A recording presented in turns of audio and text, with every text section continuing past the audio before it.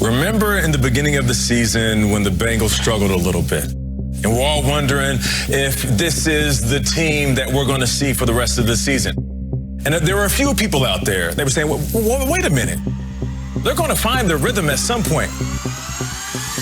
Well, this is that point. Higgins, with it, catch, he breaks a tackle, touchdown! Chris Evans into the end zone. I'm in smoke, mission.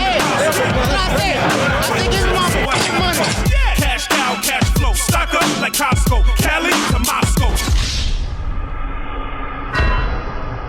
European boss, tackle, I'm a wholesale dealer. It's pass over the middle. It is caught by T. Higgins, and that is coffin nailed. Put it in a coffin. It's round 2 of the Battle of Ohio as the Bengals host their rival from up north, looking to even the score. Welcome in to Bengals Weekly. I'm Marissa Contepelli. The Bengals bring in a 4-game win streak as they continue to rise in the AFC standings.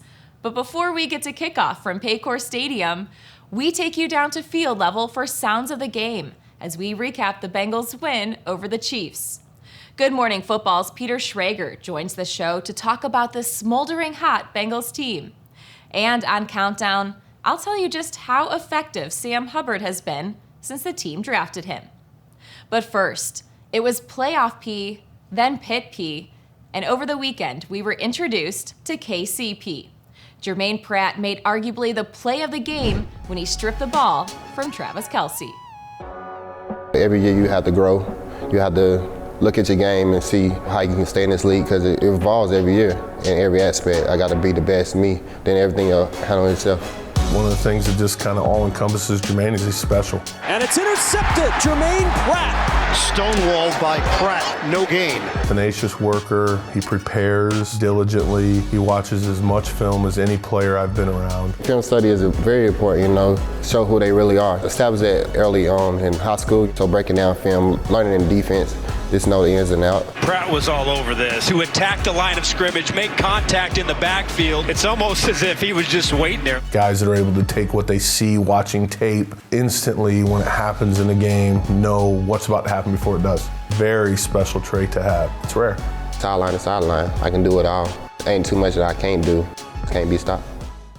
Kansas City has come charging back last year in 2 victories over the Chiefs. When the defense had to get a stop, the defense got a stop. We'll see if they can come up with one here. The Bengals have pulled within 4. I knew 4th quarter we had to make a play. 1 turnover. We need a turnover. 4th quarter, let's go. We got to get one. Find one. Stay tuned. I felt like I had to make it at that moment. I had to attack the football. His sidearm throw caught over the middle. Jermaine Pratt.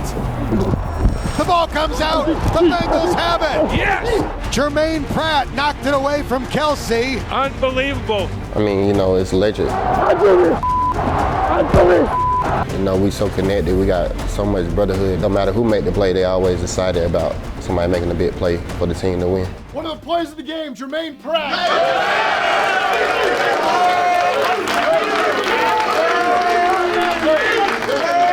You cannot play in this game at this high of a level, at the levels necessary for us to win these big, meaningful games if you don't have confidence. Jermaine has that. He believes in himself, and he should. I love that. I told you, flex, boy. If you have that mindset, coupled with the process of improving the little things you need to get better at, you get to where you want to go. Every week you got to get better. Can't stay the same. It's year 4, time flies. Don't take no moment for granted. I'm in the NFL, but I don't take it for granted because, anything can happen. Live in the moment. You don't want to let the next man down beside you. So whoever get all the credit and stuff, it don't matter. We just want to showcase our talent. I think one of the things that guys in our room have heard me talk a lot about is just maximizing your moment. Wherever you're at, whatever you're doing, be where your feet are. That's how you improve yourself. It's just maximizing your moment. And I think Jermaine's working hard to maximize his moment right now.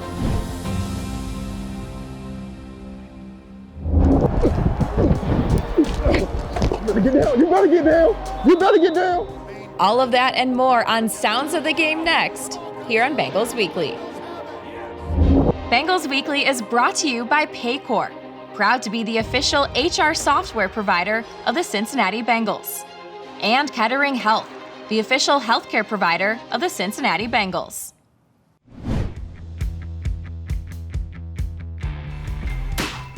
Joe Burrow and his receivers were better together in the Bengals' win over the Chiefs.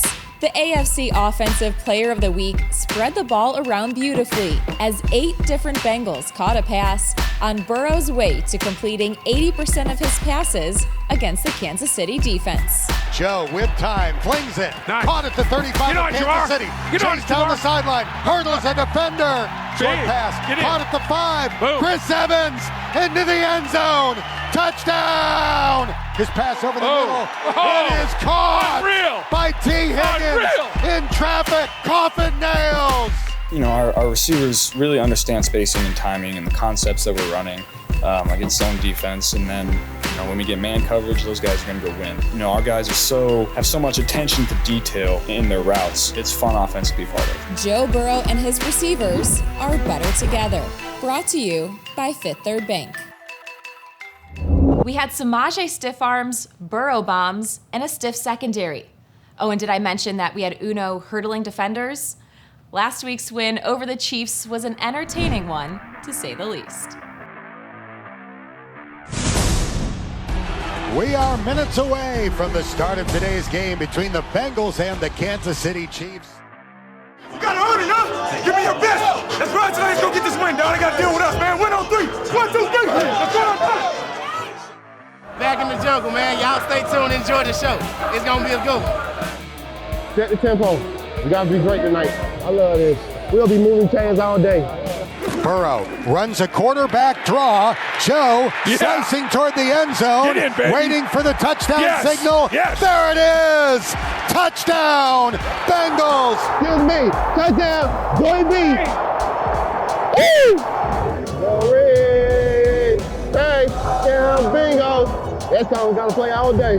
Burrow throws a slant. Nice. Higgins with a catch. He breaks a tackle. He extends the ball. Touchdown! Nice. Bengals! Well, Logan, it's time to go to work. Sir! Yes, sir!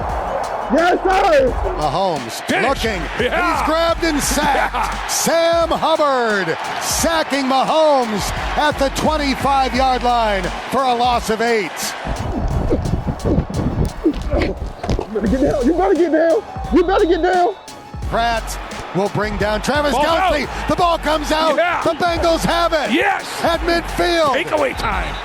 Takeaway time. Jermaine Pratt knocked it away from Kelce, and the Bengals recover as Pratt knocked it away, and it looks like Von Bell has the ball. Unbelievable. It ain't that I shouldn't celebrate so much. I don't know why I did all that. Running, hit, tackled, Aside. He's sacked. Aside. Brought down by Joseph Osai at the 36. It's 4th and 6.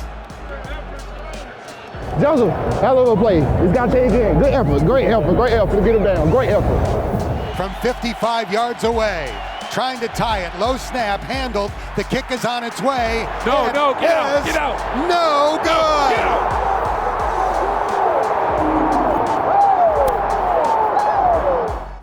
Play on football right here. Burrow drops back to throw, wants to throw. His pass over the middle. It is caught by T. Higgins in traffic at the 14. T. Higgins. Who they? No. This boy, wait in it. And that is coffin nails. Bam, bam, bam. The Bengals look to get the monkey off their back this weekend. So what needs to happen to beat the Browns on Sunday? We'll check in with the guys next when we return. Bengals Weekly is brought to you by Fifth Third Bank, the official bank of the Cincinnati Bengals, and your local Kia dealers. Visit kia.com to discover movement that inspires.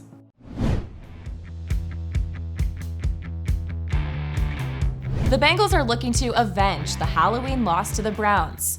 But what needs to happen this time around?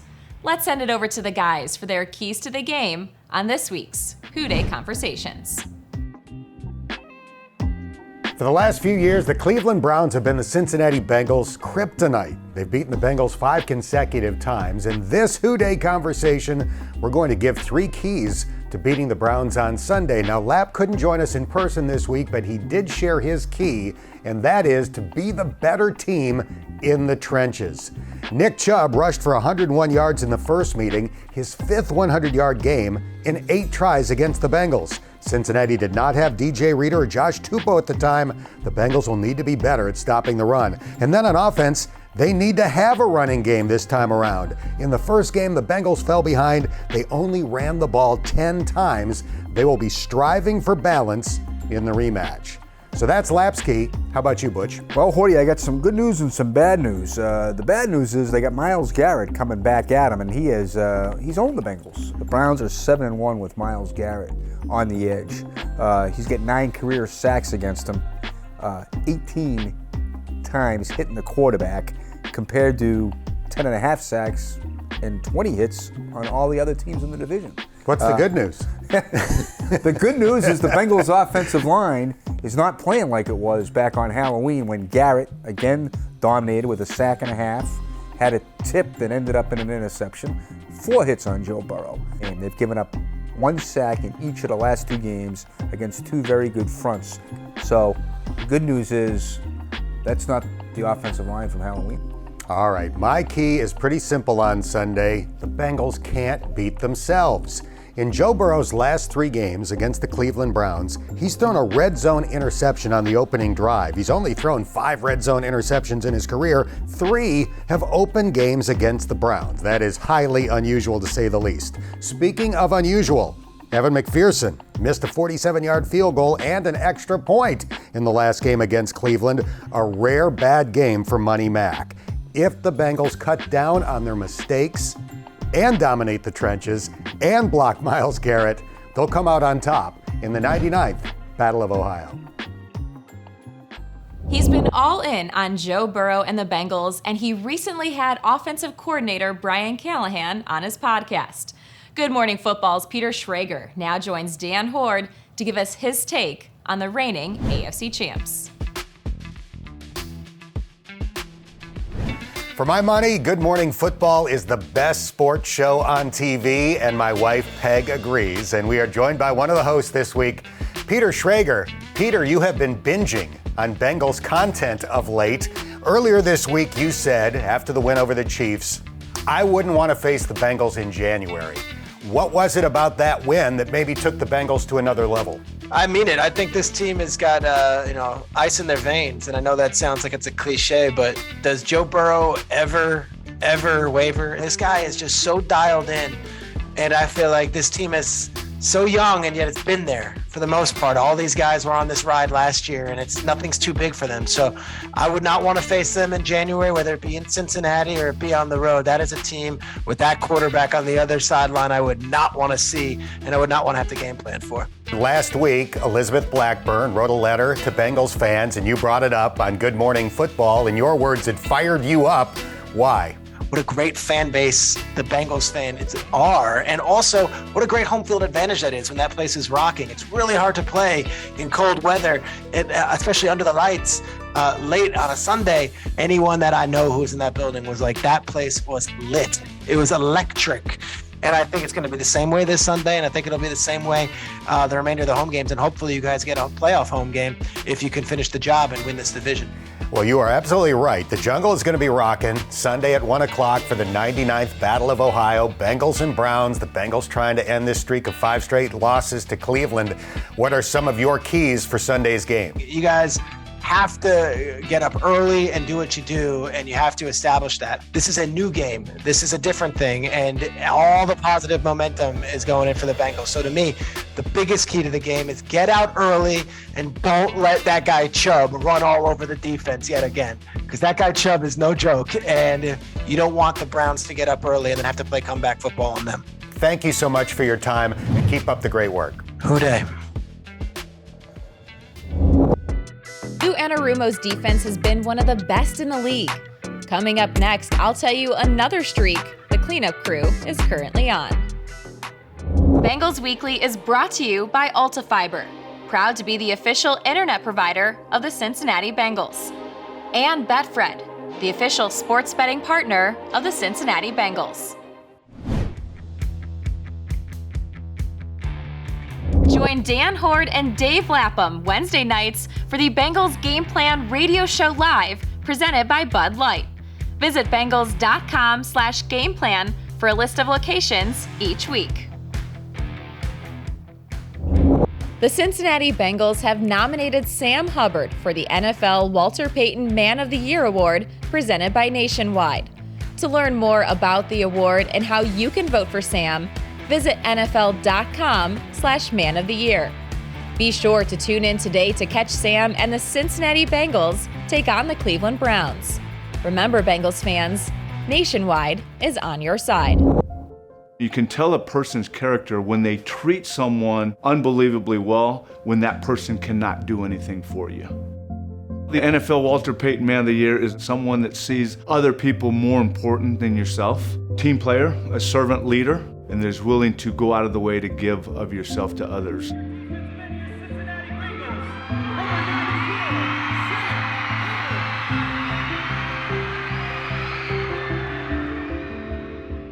He is a very kind soul. You get comments a lot about, your son's a great player, but I get more often than not, your son's a really fine young man. You should be very proud. He's always been like that. He's always been very tender-hearted and very caring since he was little.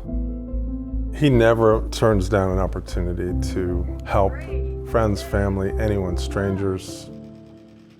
My mom was a nurse, my dad was a lawyer, and my grandparents still are very involved in the community. I think just being around them and they're being my role models and idols growing up has really gone a long way with how I want to treat people.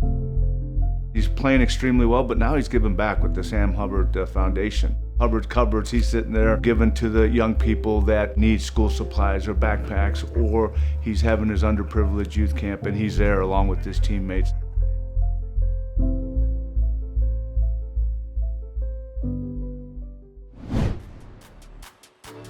It's been a no-fly zone in Cincinnati. Well, when it comes to the Bengals secondary, that is. Last week, the cleanup crew held Patrick Mahomes to his lowest passing yardage of the season. And in doing so, they've kept alive an impressive streak. Holding Mahomes to 223 passing yards marked the 18th consecutive game, including playoffs, where the Bengals have not allowed a quarterback to throw for over 300 yards. QBs are completing just 59% of passes on the season against the D, which is the lowest in the league. And the 11 passing touchdowns they've surrendered, well, that's third fewest.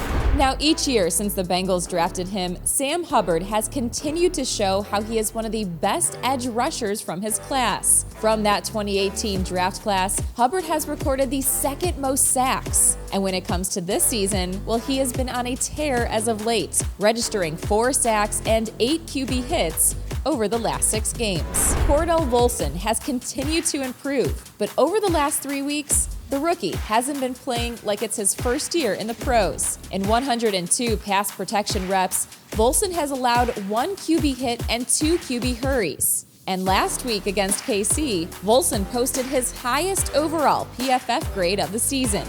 And I'm sure his QB appreciates the protection. Since week 3, Joe Burrow holds the best passer rating in the league. And when you look at the first 12 games of the season compared to last, well, Burrow has thrown more touchdowns, fewer interceptions, has a higher passer rating and yards per game average, along with the Bengals having a better record.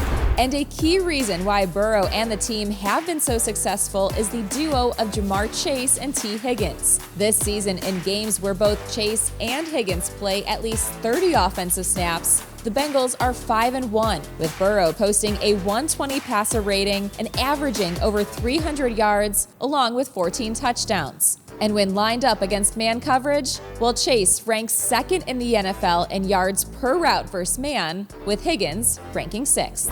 Contepelli's Countdown is presented by Betfred. And don't forget to play Ultimate Bengals on the Bengals app for your chance to win amazing prizes, including tickets to Bengals home games. Don't forget to check out Bengals Picks presented by Ohio Lottery. Now in the Bengals app for your chance to win prizes throughout the season. 18 and over. Terms and conditions may apply. It's now time for this week's Kettering Health Fantasy Report. Joe Burrow has been putting on an MVP caliber season. Burrow posted 30 points in Week 13 against the Chiefs, making it the 8th game this season QB1 has been over 18 fantasy points. As for Cleveland, Nick Chubb is ranked as the 6th highest scoring running back this season, averaging 18 fantasy points per game. Thanks for tuning in to Bengals Weekly. Kickoff between the Browns and the Bengals is coming up. For Dan Horde, Dave Lapham, Jeff Hobson, and our entire crew, I'm Marissa Contapelli. We'll see you next week. Bengals Weekly was brought to you by AltaFiber, proud to be the official internet provider of the Cincinnati Bengals. Paycor, proud to be the official HR software provider of the Cincinnati Bengals. And Kettering Health, official healthcare provider of the Cincinnati Bengals.